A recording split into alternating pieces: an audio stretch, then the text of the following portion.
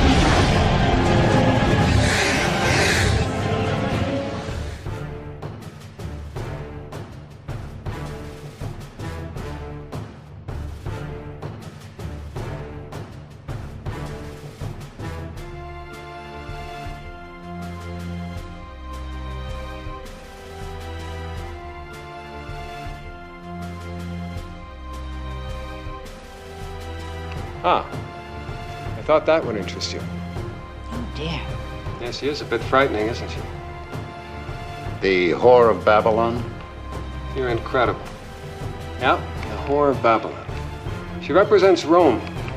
The 10 horns of the beast are 10 kings who have no kingdoms yet and will be granted temporary power by the devil. His names are carved there. The Spoiler. The Little Horn. The Desolate One. Why is she riding him? I don't know. But it wasn't to be for long. According to the book of Revelation, the 10 kings shall hate the whore and make her desolate and naked, shall eat her flesh and burn her with fire. Roma, 6 de junho, 6 da manhã. Dá licença. Acabou seu filme? Guardando um pouco para canonização dele. Guardando um pouco para canonização dele. Para canonização dele. Para canonização dele. O quê? Não sei se temos aqui o herdeiro da família Thorne ou o próprio Jesus Cristo. Próprio Jesus Cristo. Próprio Jesus Cristo. Vamos logo, diga o que tem a dizer. Quando os judeus voltarem a Sion e um cometa pelo céu correr e o Império Romano se levantar, você e eu, então, vamos morrer. Ele se ergue dentre eternos mares, sempre com exércitos a criar, jogando irmãos contra irmãos, até a raça humana terminar. O livro das revelações previu tudo. Irmão. Será por meio de uma personalidade humana inteiramente sob seu domínio que Satanás lançará sua última e formidável carga. Encontrei. O que é? Quando os judeus voltarem a Sião... É isso, o poema. Quando os judeus voltarem a Sion. E há também qualquer coisa sobre um cometa. Está aqui também. Uma chuva de estrelas e o erguimento do Império Romano. Tudo isso supõe-se eventos que assinalaram o nascimento do Anticristo. O filho do diabo. Servete. É um velho cemitério do tempo dos etruscos. Gruta de Sant'Angelo. Mas lá só há ruínas. Onde fica esse lugar? Mas, senhor, não há nada lá, só sepulturas. Onde fica? O senhor encontrará no mapa. Fica a uns 50 quilômetros no norte de Roma. É o meu filho. Enterrado aqui. Essa mulher pode ser a mãe da criança que você adotou. Maria Ciana Morreu. 6 de junho. Há 5 anos. Bambino Ciana.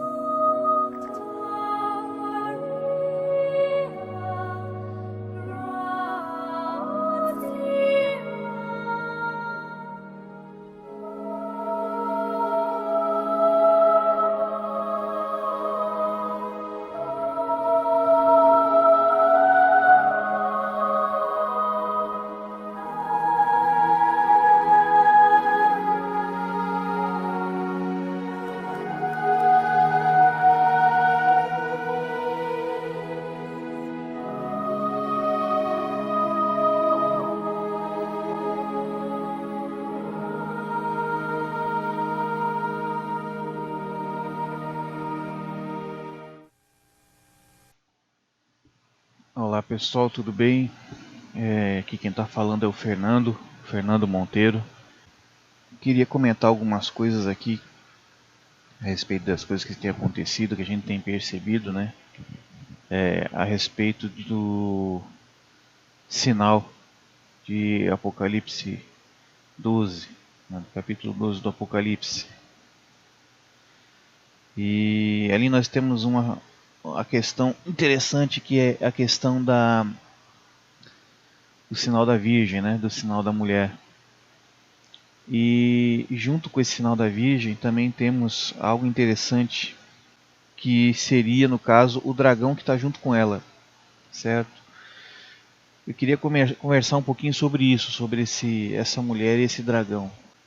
A gente sabe, todo mundo sabe, está cansado de saber que quando a gente fala de mulher, tá, a gente está falando de um sinal que aponta para o povo, para um povo, né, para uma congregação de entendimento, para algo assim, né? A gente já tem isso já formado em nossas mentes, esse entendimento que o Eterno passou, que é comprovado pela criação, né? Quando a gente vê uma mulher, a gente já pensa numa cidade, já pensa num povo, e cidade também é símbolo, né, de acordo com como está relatado nos ensinamentos, né? Então quando você vê uma mulher fiel, você vê uma cidade fiel. Quando você vê uma mulher prostituta, você vê uma cidade prostituta, certo? Então, uma coisa interessante da gente perceber é que quando a gente vê uma imitação muito, muito interessante em cima disso, porque se você conversa com uma pessoa que vem do catolicismo romano, eles gostam de dizer, por exemplo, que a rainha do céu deles, né, a Virgem Maria, como é dito, né, ela é sim aquela mulher do Apocalipse 12, né? Ela que simboliza aquilo, sabe? O que acaba até parecendo estar correto, né? Porque foi montada uma caricatura, foi montado todo um ensinamento em cima disso. Você olha, quando você observa, dá a impressão ser.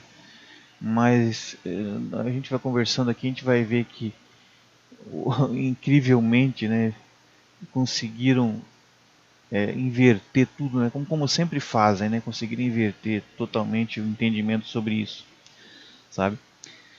Então, quando a gente fala, por exemplo, da nova Yerushalayim, a nova Jerusalém, né, o que essa cidade ela é? Ela é uma unidade com o Messias. O Messias é a cabeça e a nova Yerushalayim somos nós, né? Somos a noiva, né?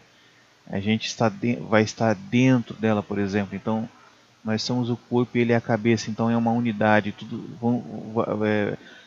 vão se unir em uma só carne, vamos dizer assim, como está representado no casamento terreno, no casamento terrestre, quando o homem se casa com uma mulher, serão uma só carne. Então, isso prova que haverá um casamento futuro, né, do homem. O homem representa o Criador e o Messias, né, e a mulher representa o povo.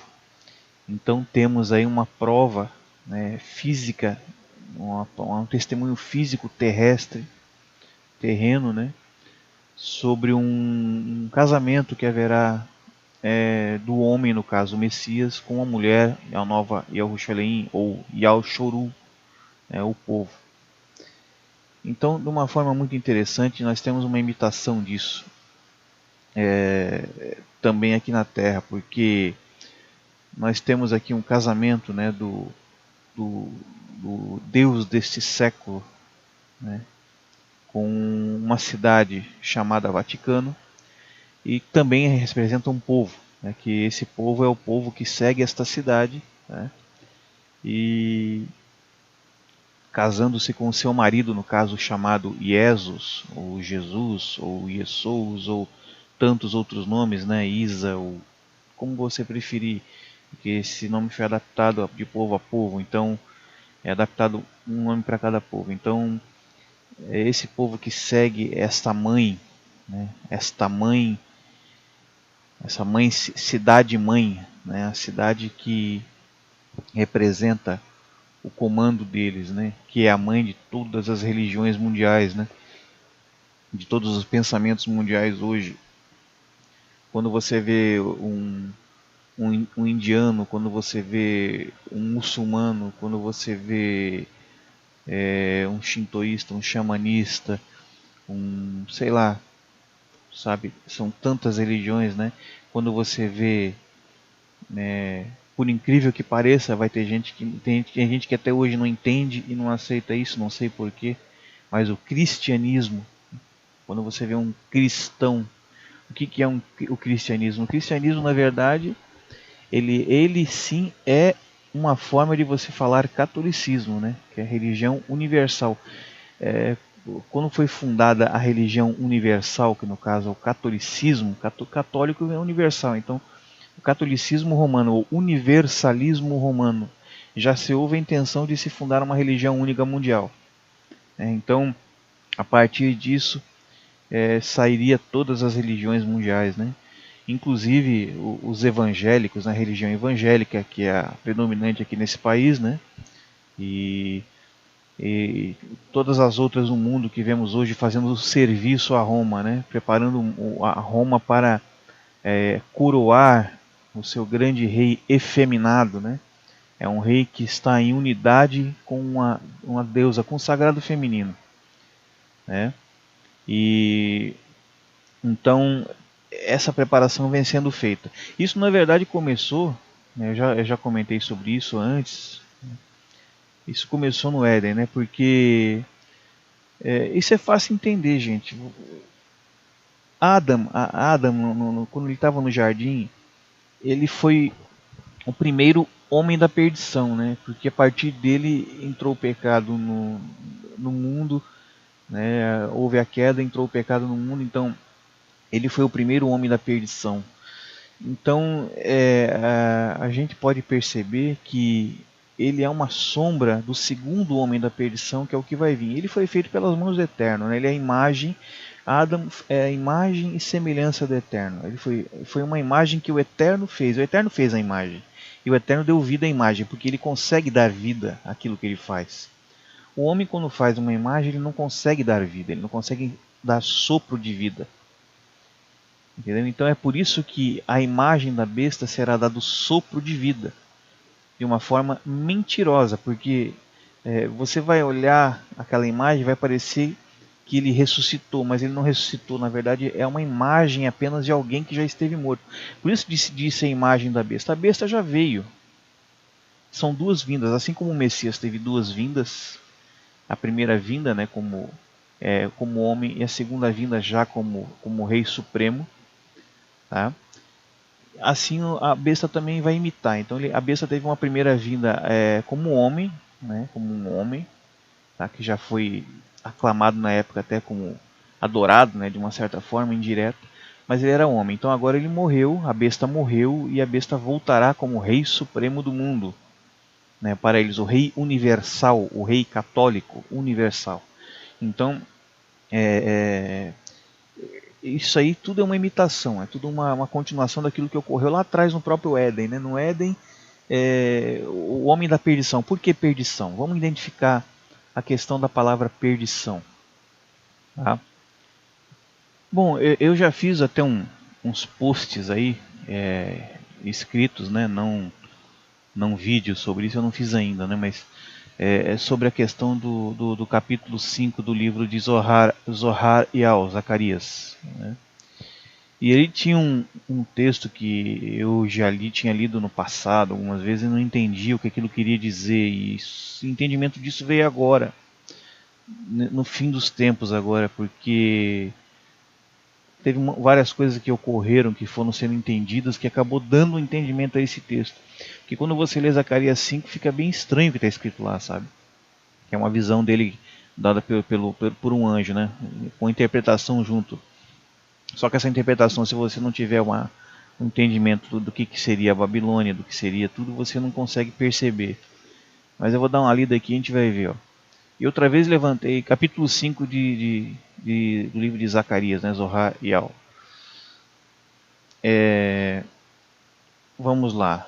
A partir do verso 5, que vai ser mais a questão que eu estou querendo colocar aqui, né?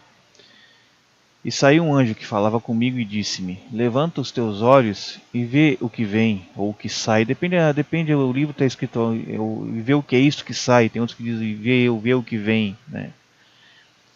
E eu disse: o que é isto? No caso Zacarias, né? E ele disse, no caso o anjo: isto é um cesto. Às vezes está escrito Efa na Ferreira de Almeida, não sei se aqui está Efa, mas eu vou ler como cesto, que fica mais fácil de entender.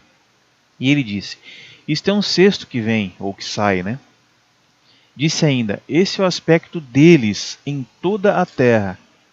E eis que foi levantado um talento de chumbo, e uma mulher estava sentada no meio do cesto. Quer dizer, ele viu um tipo de uma caixa, de um cesto, e esse cesto estava tampado com um tampo de chumbo, né? E foi tirado esse tampo, e dentro do cesto ele viu uma figura feminina, né? Uma figura de uma mulher.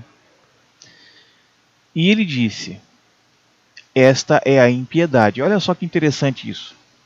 Ele está identificando essa mulher dentro dessa caixa, desse cesto, desse recipiente, tampado com a tampa de chumbo, como uma mulher.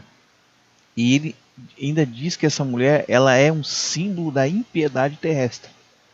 Olha que coisa engraçada. Então quando você fala maldade, impiedade, iniquidade, perdição, que são palavras que têm a mesma raiz, né, no entendimento do que o Eterno passa nas Escrituras, né, que a impiedade ela conduz à perdição, a iniquidade ela conduz à perdição.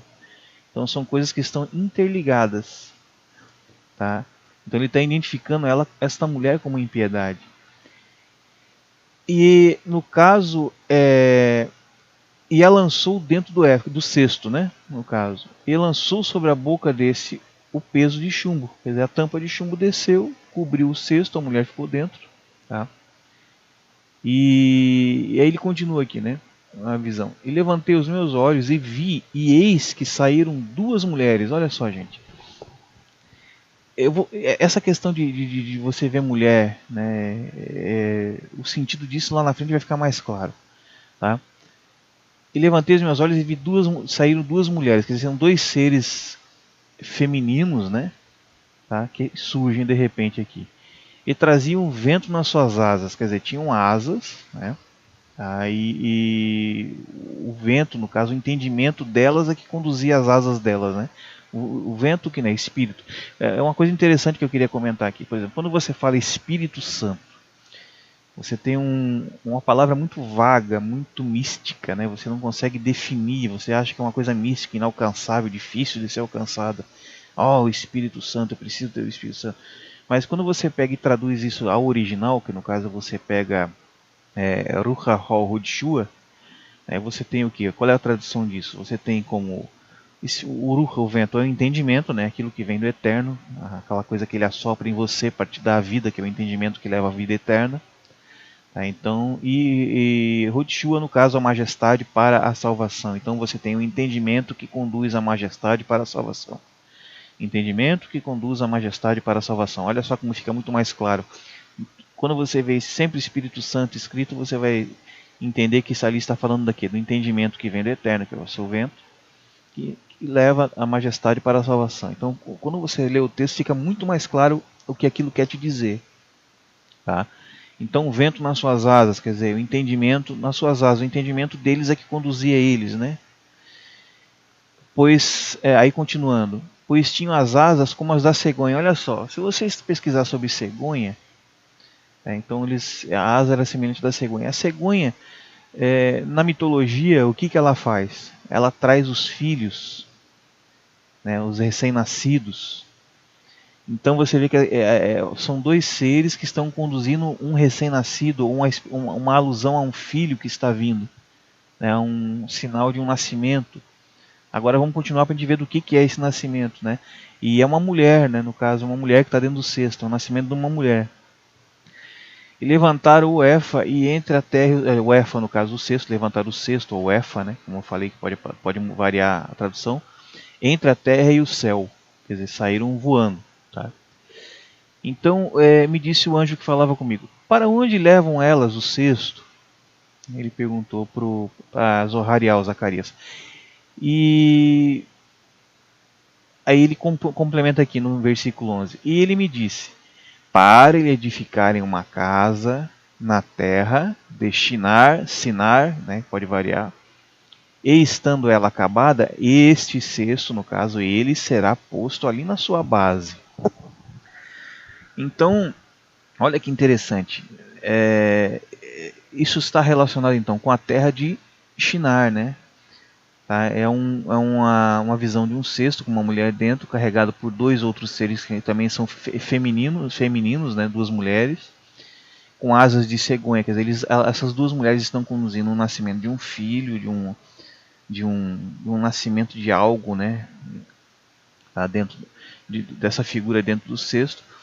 Só que ela primeiramente será colocada na base de um templo que será construído na terra de Sinar. Para quem não sabe, pesquisa sobre terra de Sinar ou Shinar, que é a antiga Suméria ou Babilônia. Tá? Então vai haver um templo na Babilônia, onde uma caixa coberta com tampa de chumbo contendo uma mulher, tá? Vai ser colocada. Os sinos da basílica encerram a cerimônia. Bispos acenam num gesto de despedida. Agora é a terra nua. O Papa morto é levado para dentro, para os subterrâneos do Vaticano, ao lado de Pedro. O corpo do Papa é posto em mais 2 caixões de zinco e de carvalho, um dentro do outro. Na Gruta Vaticana, o Papa é sepultado no túmulo que pertenceu a João XXIII, ao lado de 2 rainhas que viraram santas, e perto de Pedro. Um punhado de terra polonesa é posto na sepultura, e uma simples lápide. Na crença dos pontífices romanos, quando um papa morre, passa a ser homem. João Paulo II certa vez confidenciou: eu não morrerei completamente.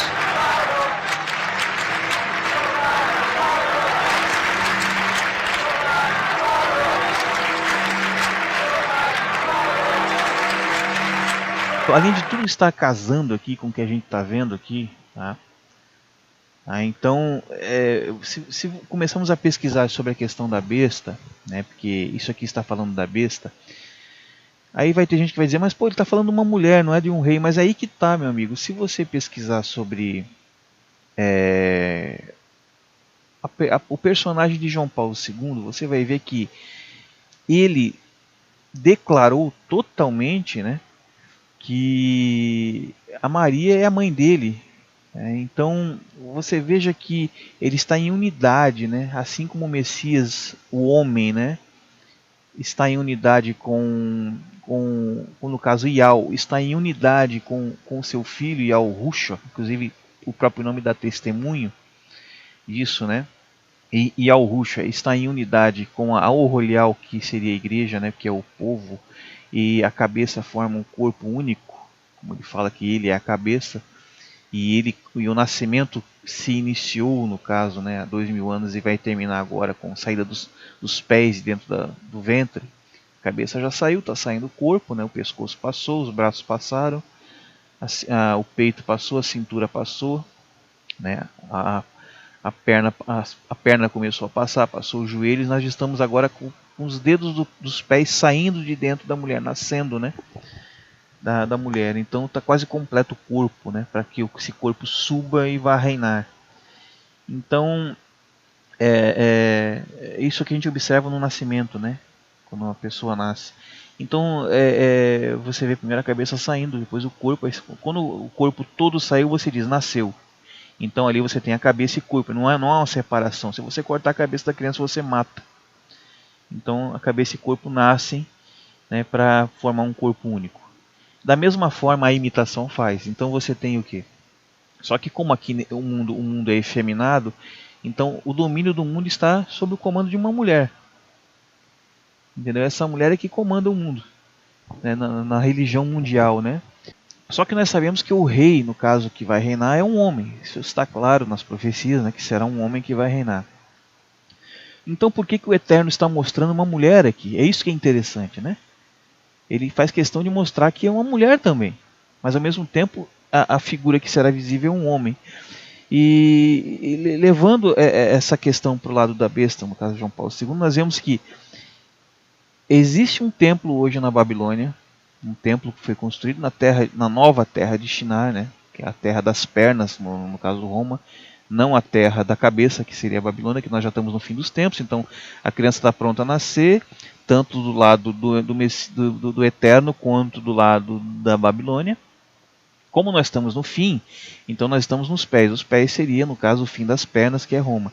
Então você veja que o templo que antes já estava construído lá na terra de Shinar, no caso na Babilônia de Nabucodonosor, existia o templo do do ídolo, né, Marduk, Merodach, que era aquele zigurate, que inclusive tinha um relicário no topo, azul, e ele construiu aquilo para tentar igualar o topo do zigurate com os céus, né? Uma forma de blasfemar, de dizer que ele é que constrói. E o relicário, no caso, tudo em louvor à deusa Ishtar, né? Ishtar, onde tinha o portal de Ishtar, que também era um portal púrpura lá na Babilônia. E isso tudo para conflitar com os céus, né? Então isso começou lá na Babilônia. Só que como o corpo ele está se desenvolvendo, né? A serpente já está virando um dragão.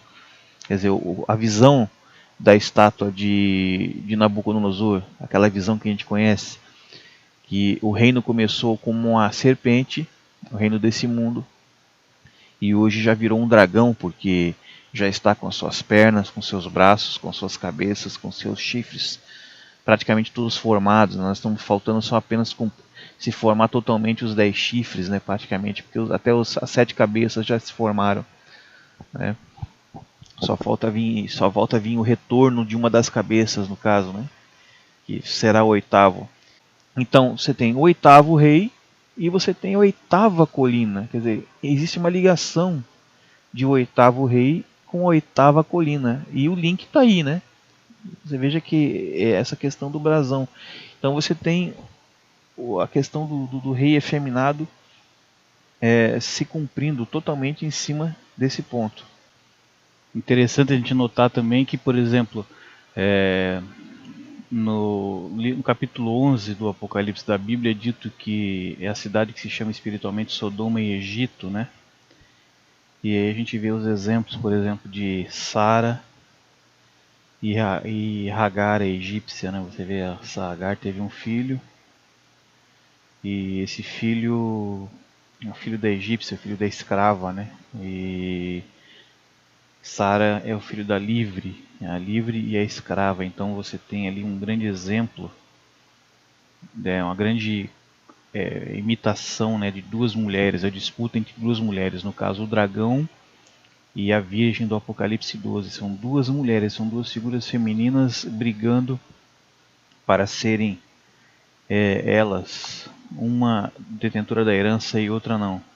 Então, ou seja, são duas cidades, uma brigando para ter o lugar da outra. Por exemplo, ali você tem o dragão, que é o Vaticano, e você tem a Virgem, que é a Nova Jerusalém, né? E assim vai. E também são dois povos, né? Ali você tem o Rolial do Eterno, que são o povo dele, o povo livre. E você tem o cristianismo do outro lado, né? Que são os escravos, né? São servos da mãe de todas as religiões, tá? É muito interessante essas coisas, né? Poderíamos fazer uma tabela bem interessante, se a gente quisesse. A gente poderia botar numa primeira coluna o exemplo da Virgem, numa segunda coluna o exemplo do dragão. A Virgem, que é a mulher fiel, e o dragão, que é a mulher prostituta, né? Então, por exemplo, a Virgem representaria a verdade.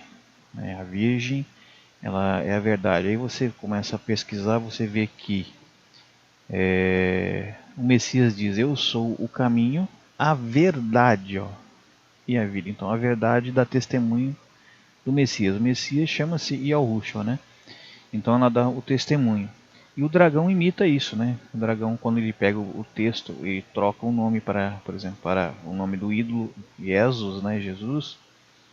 Ali também você vai ler ele, que o Jesus, ele diz que ele é a verdade, o caminho e a vida. Então você tem a imitação e assim vai. Por exemplo, você tem no lado da Virgem temos Yahushua, que é filho de Yah e unidade em Yah. Yah manda o seu filho, né? Em unidade. E no lado do dragão nós temos a Fátima, que é uma forma travestida de Satanás. O Satanás se vestiu de mulher e está em unidade, né, com a besta, que no caso vemos os exemplos da unidade no brasão, né?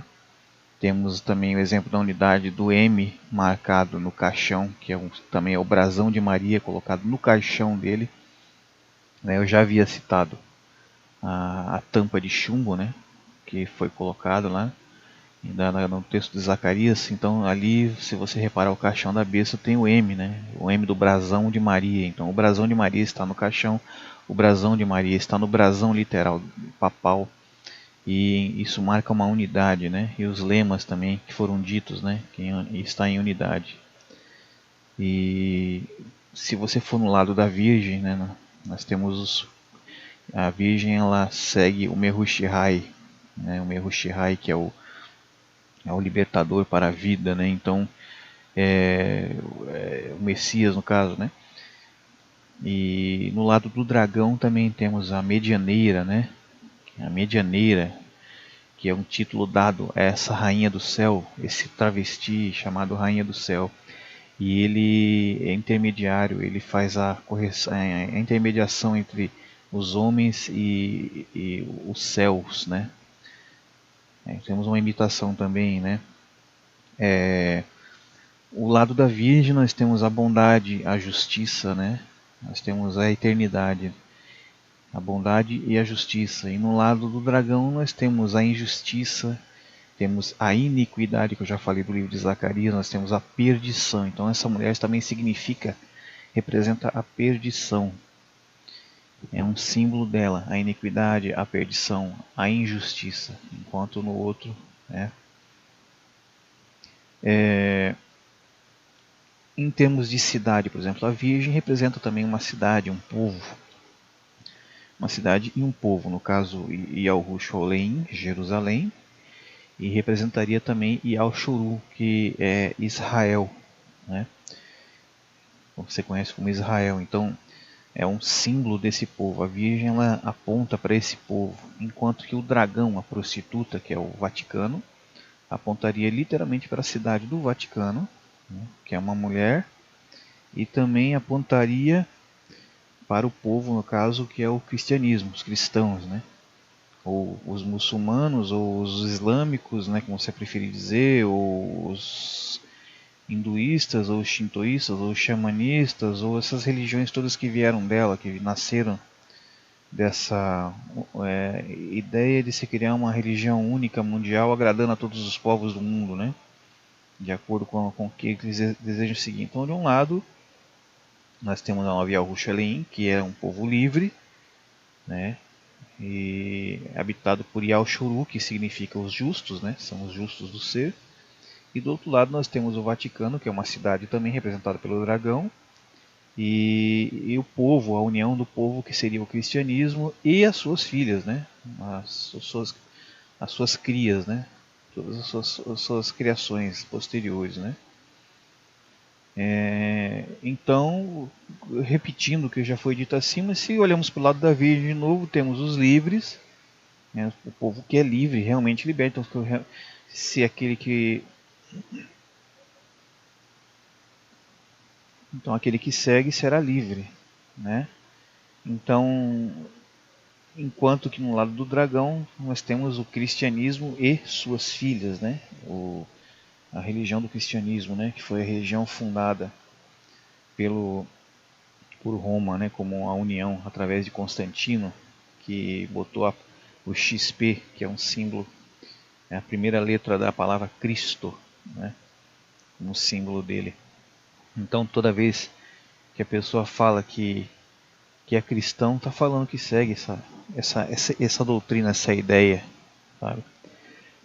E se levamos para o lado da Virgem, também de novo, nós teremos Eva, né? Que é Hava, o ser vivente, Ravial, né?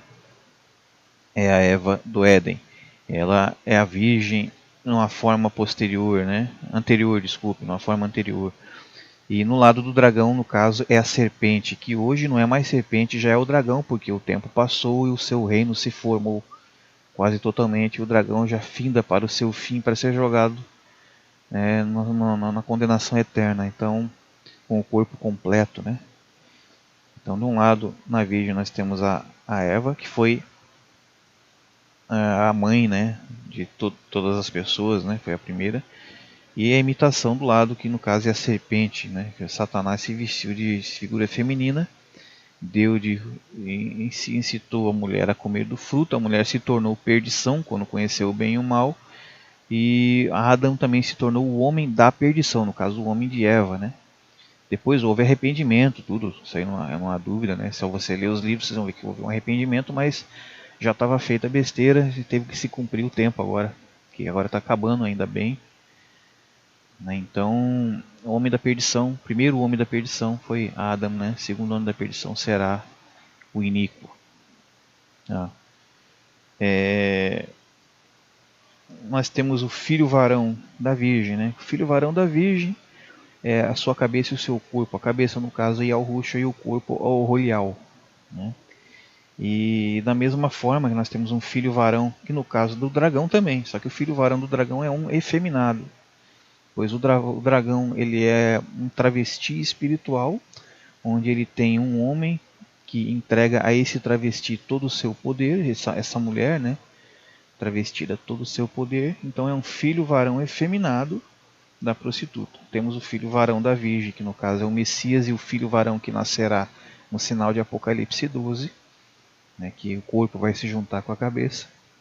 E nós temos também aqui de novo que o corpo irá se juntar com a cabeça na questão do dragão também, pois virá o iníquo, né, e o rei efeminado, e o povo vai segui-lo, vai adorá-lo, vai segui-lo, será em unidade com ele, né?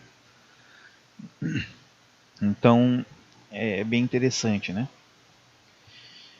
Nós temos também aqui uma coisa muito interessante. Esse aqui eu acho que é um dos pontos mais, eu diria que é o mais interessante de todos que eu queria colocar para vocês. No casamento judaico, nós falamos de 7 anos de bodas com o Messias, né?